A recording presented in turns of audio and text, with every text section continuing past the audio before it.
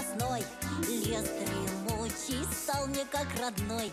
Юный возраст, веснушки и тюбетейка на голове. Таким героя татарских сказок Шурале в России увидели впервые. Он совсем не похож на злой дух леса. Теперь он дружит с лесными жителями и очень любит свой дом.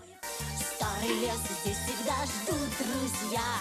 Старый лес, ты мой дом и семья.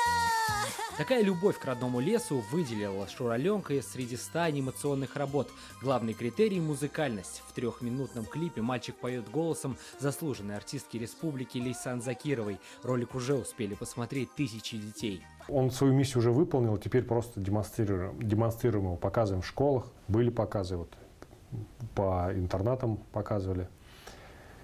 Он доступен в интернете.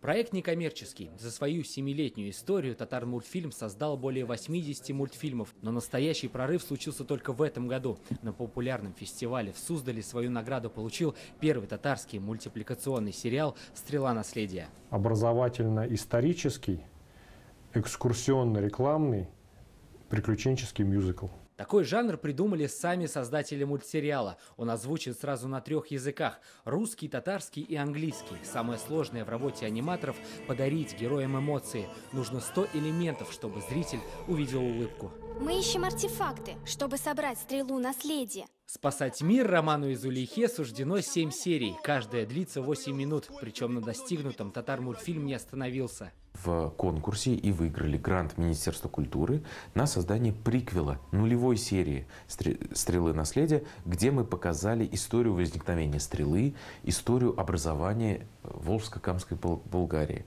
Уже сейчас первый татарский мультсериал можно увидеть в детских садах и школах. Он есть в свободном доступе и в интернете. Главная цель создателей, чтобы историю не забыли. Сергей Хайдаров, Андрей Корсинский, ТНВ, Казань.